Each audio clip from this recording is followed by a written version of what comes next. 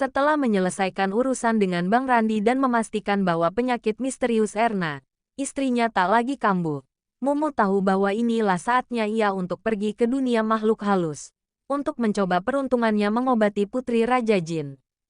Kini saatnya dia menepati janjinya memasuki dunia makhluk halus yang terletak di bawah Telaga Bening di Jalan Merdeka itu. Mumu berdiri di tepi Telaga Bening pada malam yang sunyi. Telaga itu berkilauan di bawah cahaya bulan. Permukaannya begitu tenang hingga memantulkan bintang-bintang di langit. Tidak ada suara selain angin lembut yang menyentuh pepohonan di sekitar. Mumu menghembuskan napas panjang, memusatkan pikiran dan energinya. Ia sudah pernah melakukan perjalanan ke alam gaib sebelumnya. Namun waktu itu ia pergi melalui alam mimpi. Tetapi kali ini perjalanannya akan lebih berbahaya dan penuh tantangan. Karena dia akan memasuki wilayah kekuasaan jin. Mumu mulai merapalkan doa-doa dan mengeterapkan kekuatan spiritualnya. Tubuhnya menjadi lebih ringan.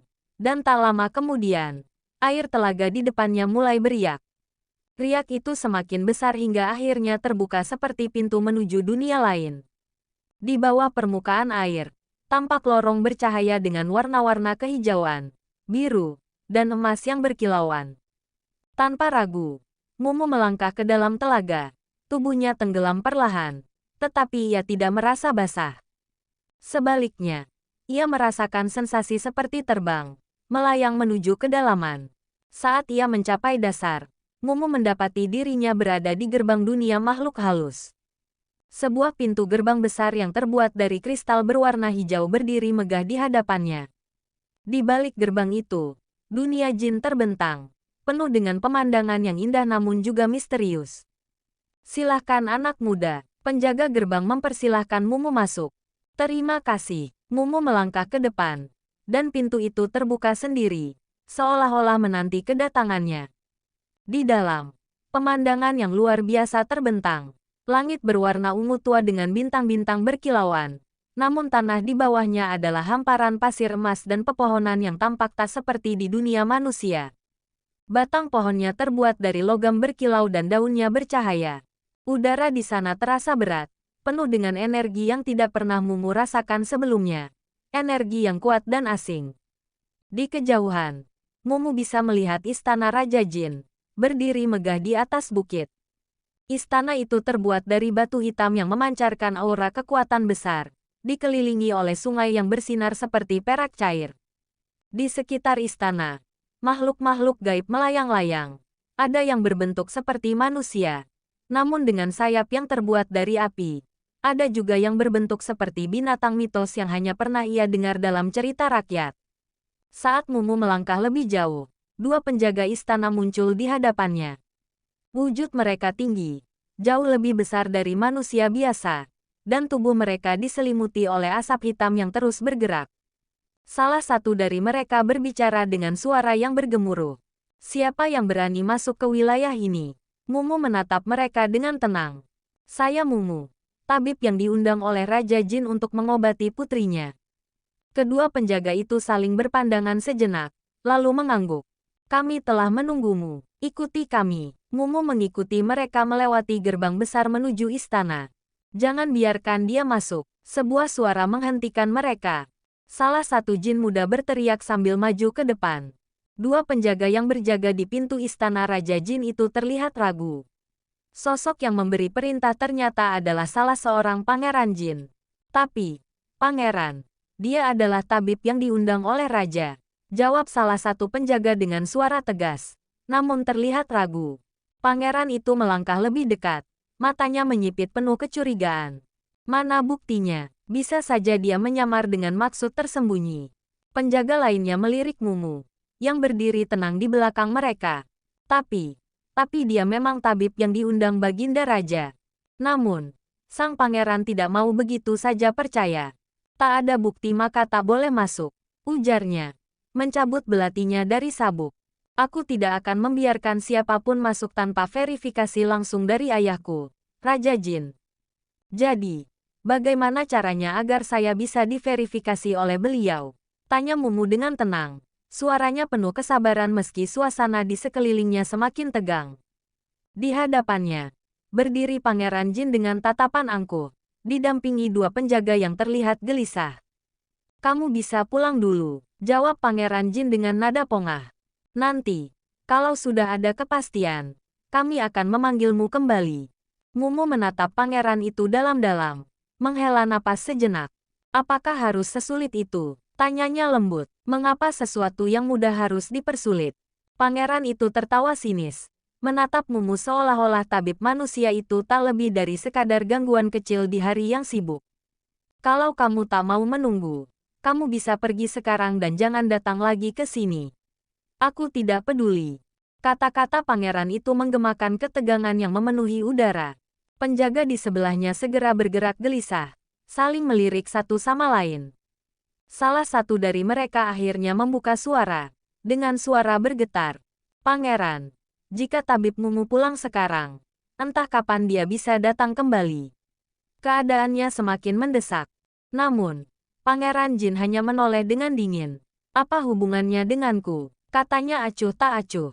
"Jika dia pergi, itu urusannya, bukan urusanku. Kalian, penjaga istana, tidak berhak memberiku perintah." Penjaga itu menggigit bibirnya, jelas-jelas merasa takut untuk melawan. Tapi di sisi lain, ketakutan terhadap raja yang sedang sakit semakin membayangi mereka. Salah mengambil keputusan bisa menyebabkan kehancuran. Mumu menyaksikan ini dengan hati-hati, melihat dinamika kekuasaan di antara mereka.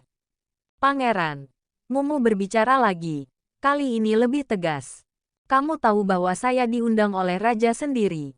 Menunda ini hanya akan membahayakan putri yang sedang sakit. Apakah kamu benar-benar siap menerima akibatnya?" Pangeran Jin berbalik menatap Mumu, matanya menyipit.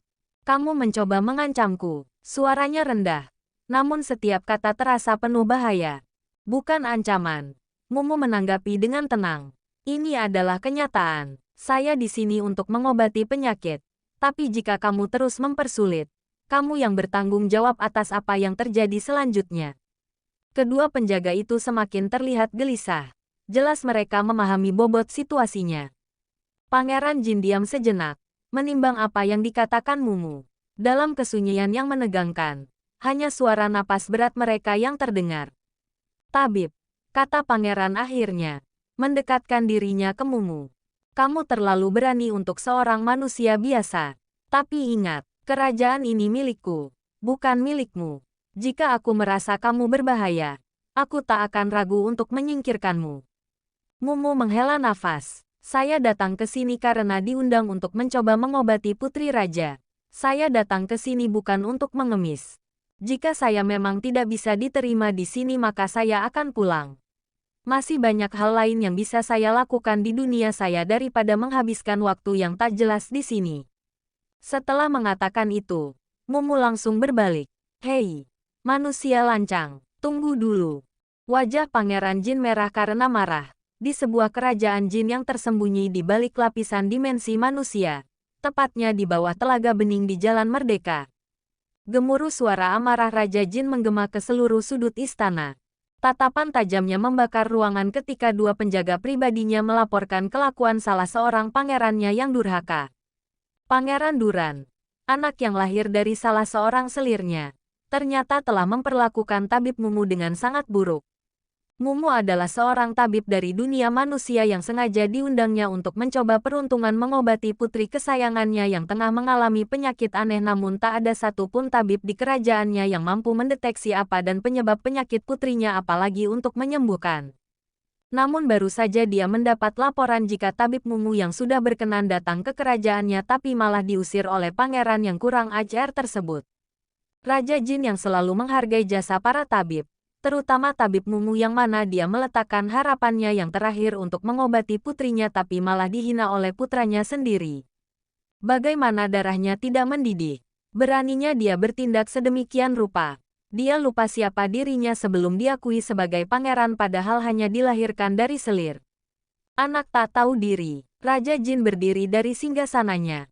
Wajahnya merah padam dan matanya memancarkan sinar kehancuran. Dua panglimanya yang setia, Panglima Darka dan Panglima Kara, langsung merunduk di hadapan raja, siap menerima perintah.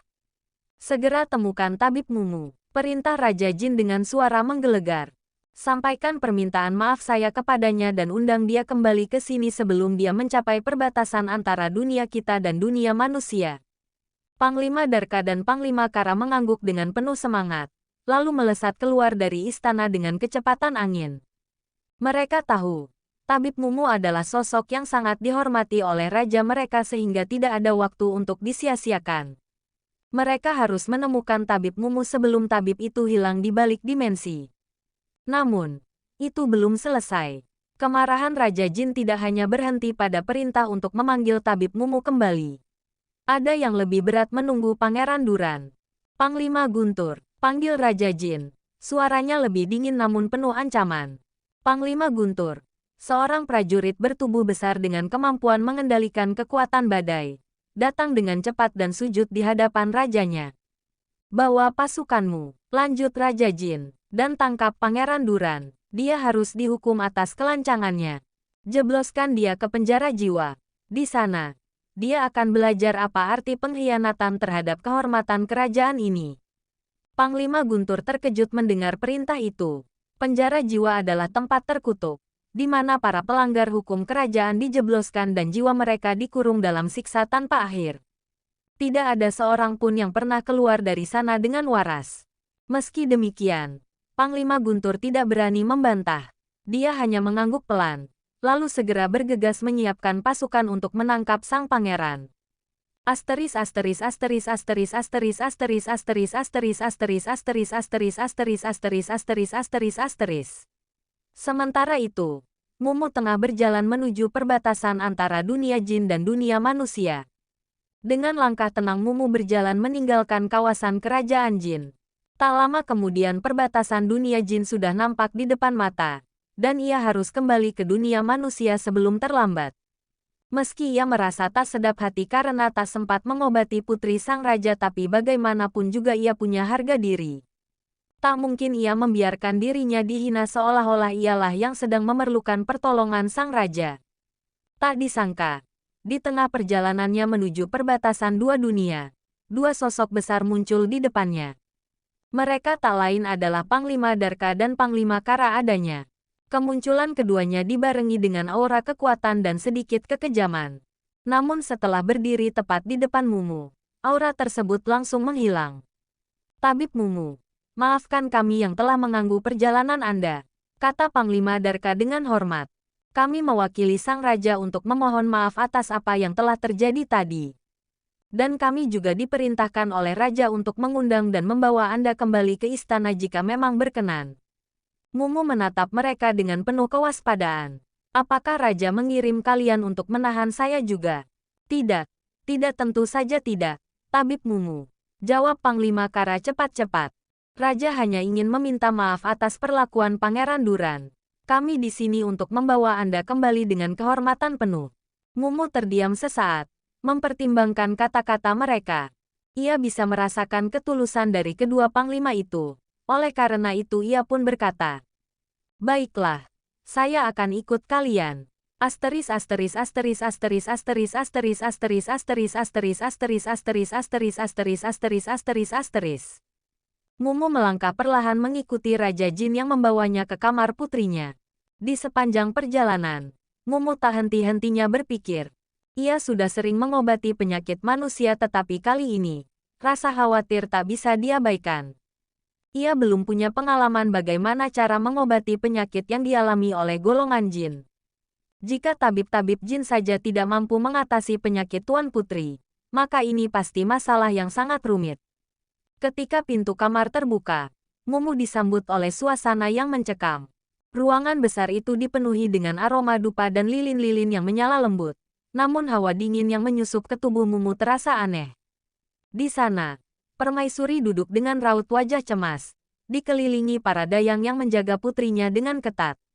Semua mata tertuju pada seorang gadis yang terbaring lemah di atas tempat tidur emas berukir.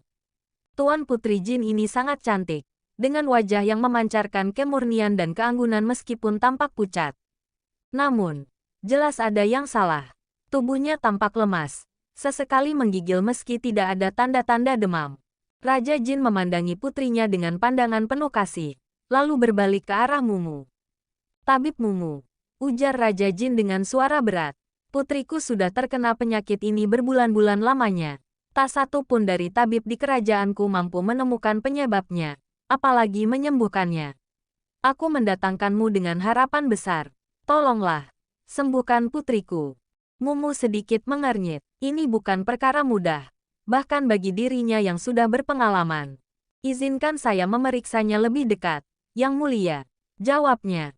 Dengan anggukan raja, Mumu mendekati tempat tidur sang putri. Ia memejamkan mata sejenak, menarik napas dalam, dan merasakan energi di sekitar tubuh putri. Mumu menggunakan kemampuannya untuk mendeteksi ada tidaknya energi jahat atau gangguan supranatural. Ketika tangannya hampir menyentuh pergelangan sang putri, Mumu merasakan sesuatu yang ganjil. Bukan energi jahat yang menyerang, melainkan energi yang terjebak di dalam tubuh sang putri.